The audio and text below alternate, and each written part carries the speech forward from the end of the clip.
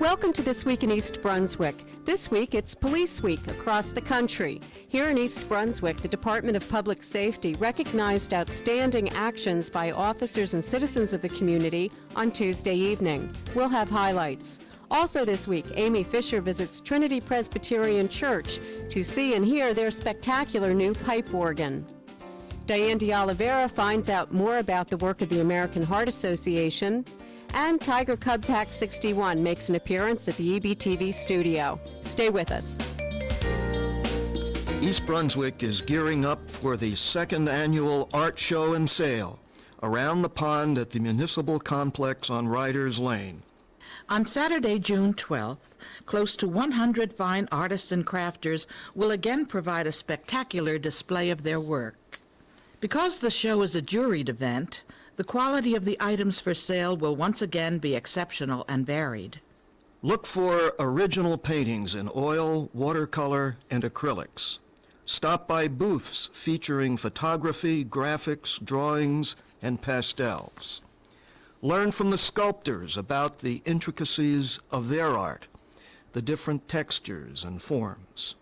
Try on some handmade jewelry and maybe purchase some pottery, stained glass, wood, and textile crafts.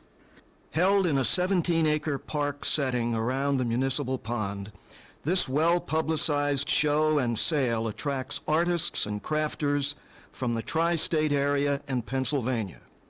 The Visual Arts Celebration is a project of the Township of East Brunswick Division of Recreation and Community Services and the Arts Commission. The day-long event begins at 10 a.m. and ends at 5 p.m. on Saturday, June 12. The rain date is Sunday, June 13th. Come for a fun-filled family outing. Admission is free. For more information, call 732-390-6797.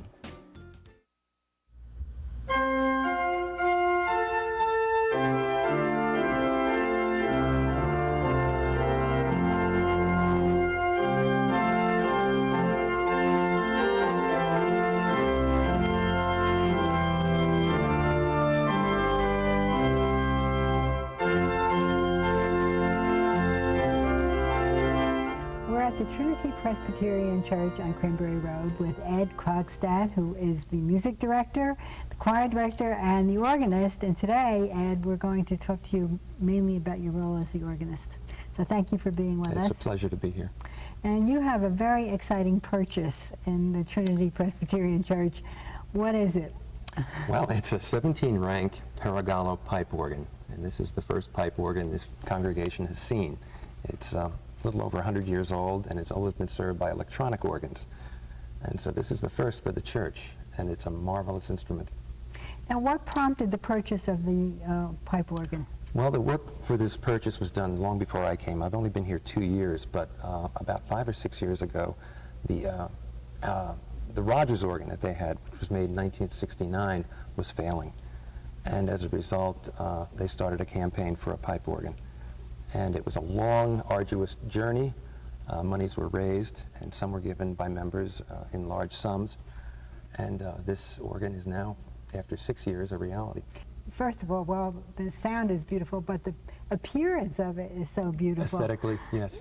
So now I see on the organ itself, you have the name of the company, yes. Paragallo. It's in Paterson, New Jersey, and it says Opus 654. Now, what does that mean? This means that this is the 654th organ they've produced in 85 years.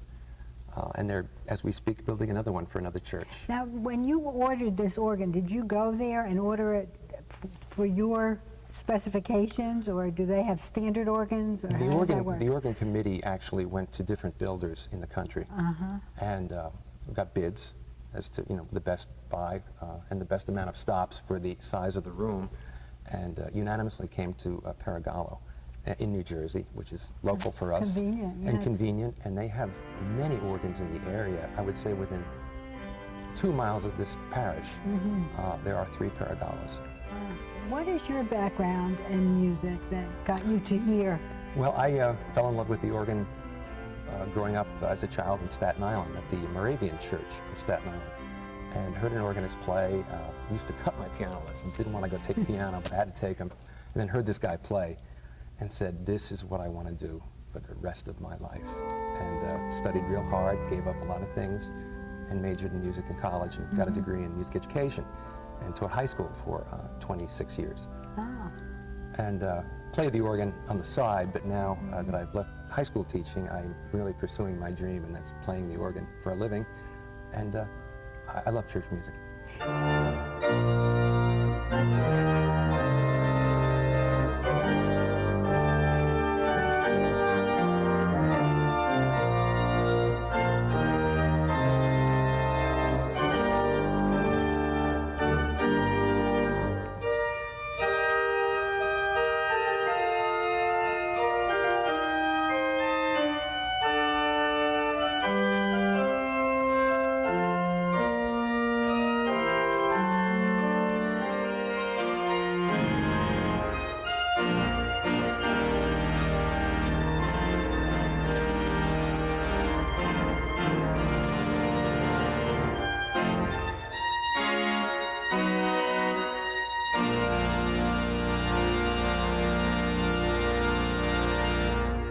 Now, did you require any special training to get to this new organ, or you were able to just use your knowledge from the past? Yeah, most organs are standard. There are some old ones, and there are some electronic ones, and there are some new pipe organs.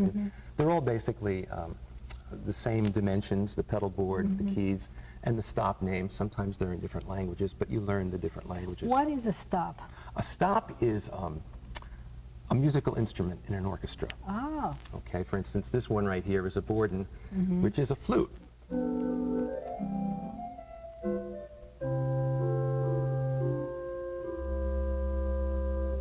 That would be 61 pipes because there are 61 keys.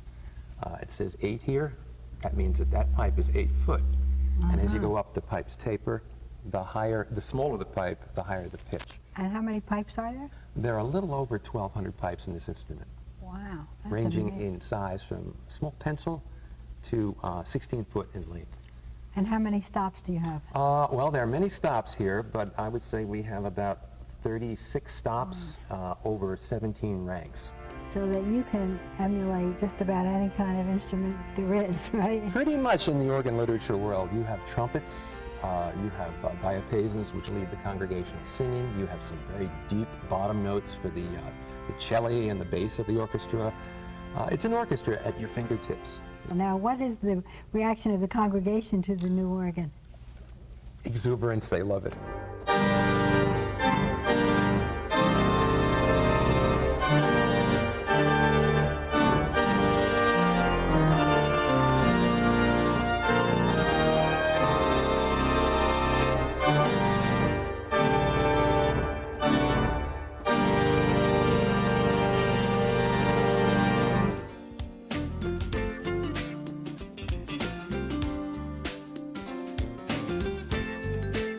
The American Heart Association recently introduced a public initiative to help schools prepare in life-threatening situations, such as cardiac arrest. And joining me today to talk about that is Brian Fishberg. He's an emergency medical service educator with Robert Wood Johnson University Hospital in New Brunswick, as well as a volunteer with the American Heart Association. Brian, thank you for joining me today. Nice to have the opportunity.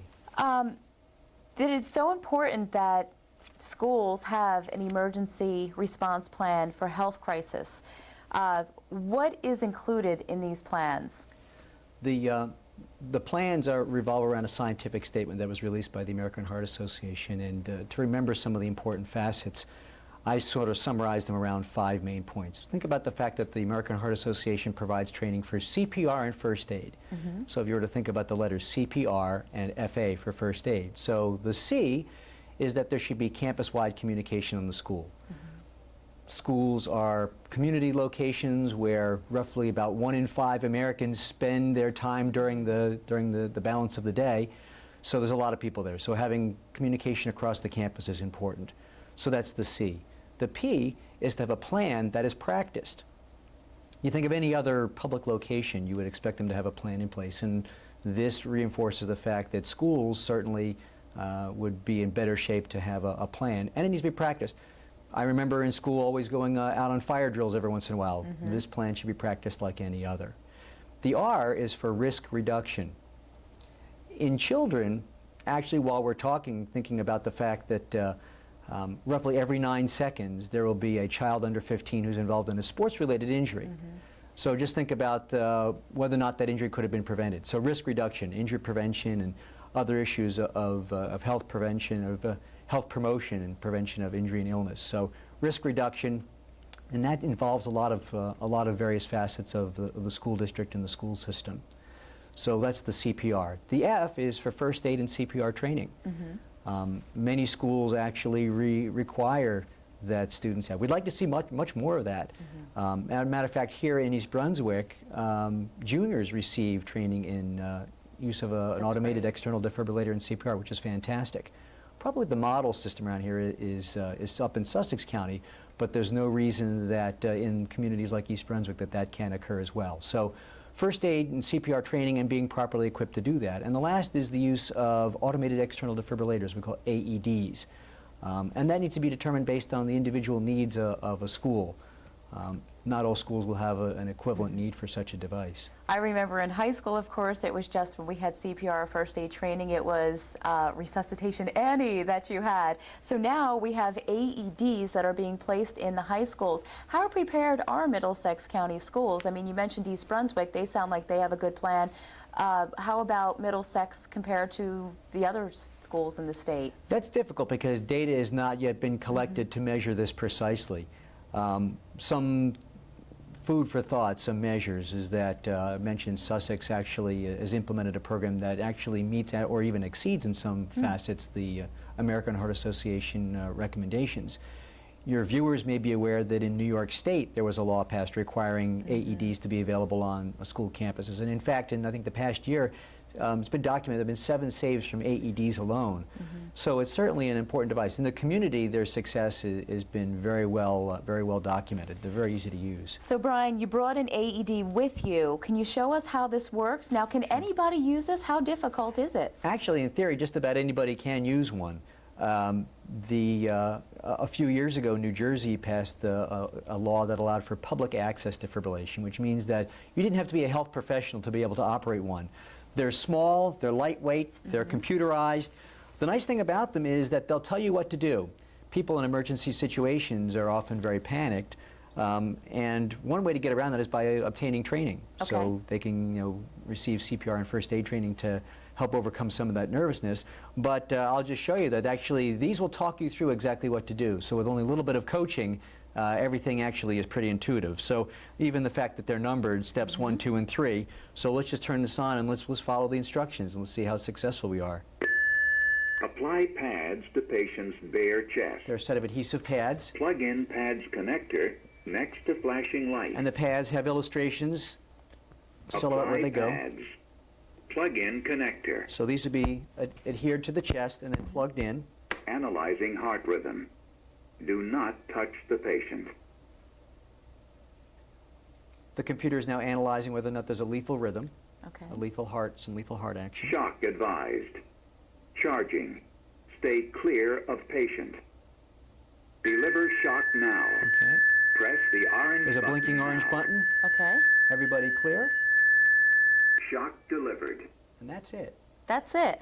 That's it. Analyzing heart rhythm. Do not touch the patient. And if it needed again, it will in fact go through that process again. It's sort of interesting, if you were to collapse in the community, you'd be better off with a Boy Scout having an AED than a cardiologist to know CPR. Wow, very interesting. Now, how much does a device like that cost? These are, they're coming down in price from when they were first available. You can get them for as little as about $1,000. And that sounds like a lot of money, but when you take a look at the cost of it's your life or someone in your family, you know what, it's worth it. And certainly for a school or for an institution to be able to have these, they're becoming increasingly popular in workplaces, stores, arenas, malls, golf courses. So they're finding their way in much greater frequency into the community, and for good reason, because they turn out to be tremendously successful. The American Heart Association's guideline is we would like for people, if their heart is in this chaotic situation fixed by a defibrillator, they should receive that first shock within about 5 minutes, which means There has to be a density of them in the community, and they have to be accessible. People need to know how to access them, trained to use them.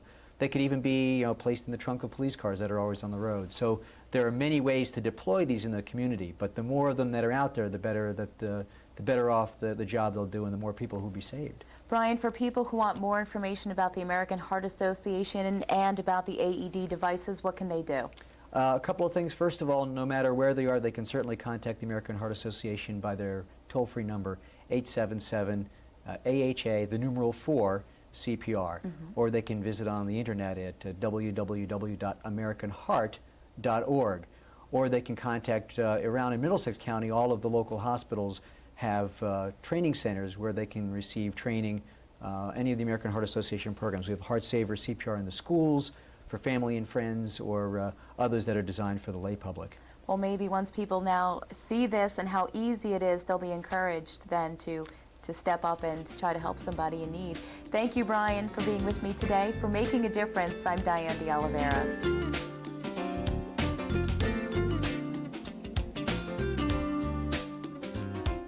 At last Monday's Town Council meeting, 2 presentations recognized former council members Jeffrey Simon and Meryle Asaro. But I had so much support. When we ran for office, we worked like dogs and literally knocked door to door to door to door, and they're all still here when I came back this weekend and saw all those houses still here. And after we won the election, I said to Meryle, I said, gee, I can't possibly imagine working harder than this. What could be next? And then we got in office, and it was just like we jumped in with both feet and really got a lot of stuff done over the years, and it was really a blast and a lot of fun. And one of the things, I mean, we did the budgets, we did the open space, which was something that at the time, it was a sea change in the way everybody looked at open space in town. We worked hard to get that established and did what we could on that. But it was always the little things that I enjoyed doing. I was on the museum board my entire time in office and really worked hard down in the historic district. And little things like getting new plastic steps for the museum so they wouldn't rot out every couple years. And the paint peeling was something that was important.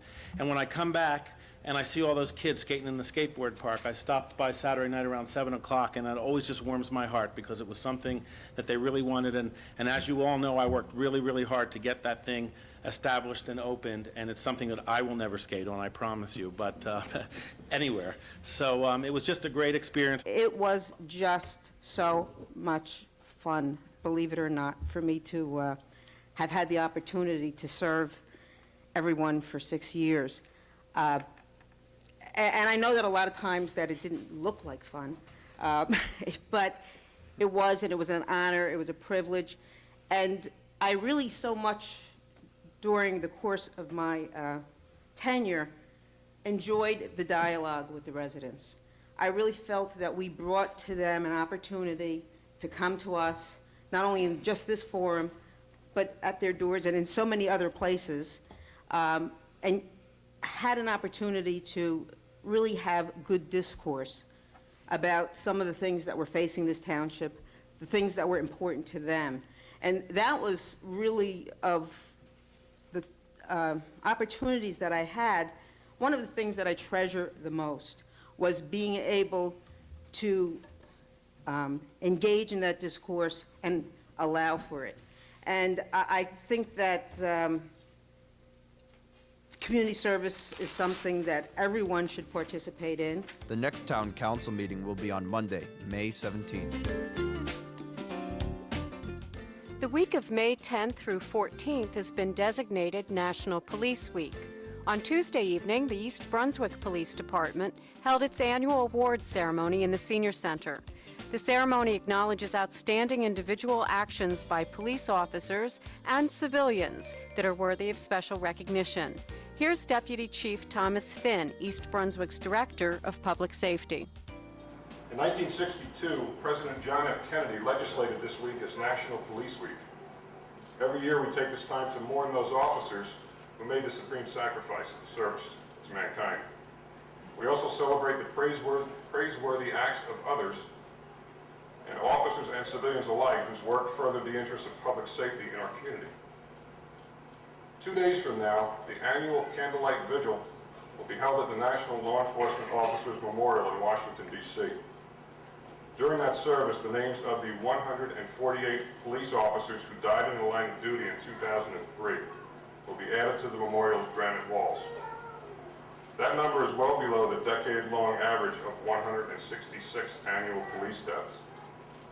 Of that total, 53 died in automobile crashes, 52 were shot to death, 13 were struck by automobiles while outside their police cars, 11 died in motorcycle accidents, 6 died from job-related illnesses, 4 officers drowned, 2 officers were beaten to death, 2 officers fell to their deaths, 1 was stabbed to death, 1 died in an aircraft accident, 1 officer was electrocuted, 1 officer was strangled, and 1 was struck by a train.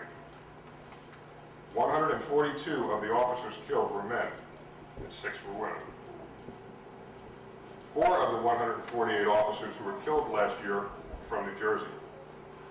Patrolman Marianne Kalura of the Fairlawn Police Department, Patrolman Melvin Lesoho of the Newark Police Department, Patrolman John Charles Samra of the Clifton Police Department, and Patrolman Arthur Olson of the Dover Police Department. Maintaining order in a violent society is a hazardous profession. There are over 31 million crimes committed in the United States every year, approximately 1 every second. There are 850,000 local, state, and federal law enforcement officers in the United States. On average, an officer is killed in the line of duty every 53 hours. In a typical year, 61,000 police officers are assaulted and 19,000 are injured. Tonight's ceremony is dedicated to the 16,679 officers who made the ultimate sacrifice while preserving peace and order in the United States. I would also like to dedicate tonight's ceremony to the men and women of the United States military who are serving our great country at this time. I especially want to recognize those members of our military who made the ultimate sacrifice while ensuring our freedom. They must never be forgotten. It is always an honor for me as the mayor to represent the people of East Brunswick in showing our appreciation on behalf of the residents and the businesses of East Brunswick for the heroic efforts of so many great people. I have been very fortunate to attend 7 of these events, and I am always extremely impressed by the individual stories of their tremendous efforts. I want to congratulate the citizen heroes, but especially additional congratulations and our gratitude to the members of the East Brunswick Police Department, which, as we all know, is not only the best police force in Middlesex County, but certainly among the best forces in the entire state of New Jersey. I want to congratulate the members of our force for continuing to do a tremendous job under such tremendous pressures. Thank you on behalf of the grateful community. As the mayor, I'm very honored to be able to represent them. The safeguarding of the community cannot be left up to the police alone. It is also dependent upon the willingness of citizens themselves to get involved and give assistance whenever possible. Such was the case on May 12, 2003, when an indecent exposure took place in the area of the Mid-State Mall in East Brunswick. The description of the suspect and vehicle was given out over the police radio system as units were dispatched to the scene. Victor Romatowski, an East Brunswick Parks supervisor, was working in the area and heard the broadcast. He soon observed a vehicle fitting the description leaving the area. He immediately notified headquarters and began to follow the suspect. He continued to do so until patrol units caught up to the suspect and stopped it a few miles from the scene. The suspect was arrested and subsequently charged with lewdness. For his keen observation skills and effort to make his community a safer place, the East Brunswick Police Department is proud to present Victor Romatowski with the Civilian Service Award.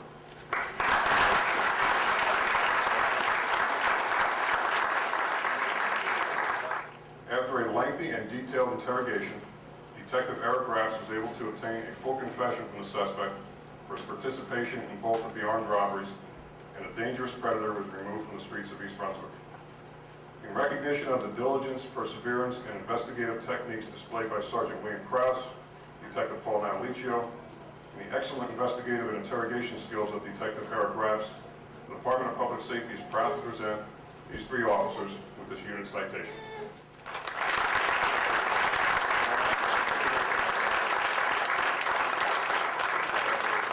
After transporting these individuals back to police headquarters, a subsequent search of the suspects by Patrolman Cole resulted in the discovery of 50 glassine envelopes of heroin, 15 individual plastic bags of cocaine, along with a separate plastic bag that contained over 5.5 grams of cocaine hidden in the suspect's shoes. Baruth noticed that the individual was paying close attention to a black bag located next to him on the rear seat. With the aid of his flashlight, Patrolman Baruth illuminated the handle of a handgun protruding from under the bag. All 3 individuals were arrested for possession of the handgun. Upon checking this individual further, Patrolman Alves discovered a large amount of assorted jewelry and coins in his pockets. Through further investigation, it was determined that these items were the proceeds of a yet unreported burglary on Main Street in East Brunswick. The suspect was subsequently arrested and charged with burglary, theft, and hindering apprehension. His identity was determined through fingerprint analysis. Patrolman Alex Todoroff and Patrolman Lori Maloney responded to a motor vehicle accident on Route 18 South and Milltown Road. The driver, a 74-year-old female, had struck a utility pole and was trapped inside her vehicle. As a result of the accident, the pole, along with 2 transformers and several high-voltage wires, landed on top of the vehicle. Fearing for the well-being of the driver and without regard for their own safety, Patrolman Todoroff broke out a rear window, allowing Patrolman Maloney to crawl into the vehicle. The driver's legs were pinned under parts of the dashboard, which were embedded in her knees. Patrolman Maloney was able to remove the dashboard, thus freeing the driver. The driver was subsequently removed from the vehicle by both officers and transported to the hospital. Patrolman Joseph Marcantonio, using proactive patrol practice and procedures during the year 2003, did arrest and bring before the criminal justice system a total of 125 persons for operating a motor vehicle under the influence of intoxicating liquor or drugs. This exemplary police work reflects the devotion of the East Brunswick Police Department to make the streets and highways of this township safer for the motoring public and the citizens of our township. Officers Donald Bennett and Lori Maloney responded to a residence on Farms Road Circle on a report of a man down and unconscious. Upon arrival, they found the victim's wife frantically administering CPR to her husband and the couple's young children crying nearby. Relying on their medical training and working through the emotional strain at the scene, they determined that the suspect had no pulse and the use of the automatic external defibrillator was desperately needed. Officer Kevin Holch also arrived at the scene to provide additional assistance. The defibrillator was administered and the first shock was unsuccessful. CPR was continued by the 2 officers until a second shock caused the victim's heartbeat to return. The East Brunswick Rescue Squad and paramedic units arrived, stabilized the subject, and transported him to the hospital where he fully recovered from the incident. All medical personnel involved credited the actions of the above-mentioned officers in saving the life of the victim. For their diligence, keen observations, and excellent use of proper police procedures, which resulted in 2 prior burglaries at the Seville Diner also being solved with the arrest of the 2 suspects, the East Brunswick Department of Public Safety is proud to present Patrolman Guy D'Amato and Patrolman Michael DeBono with this letter of commendation.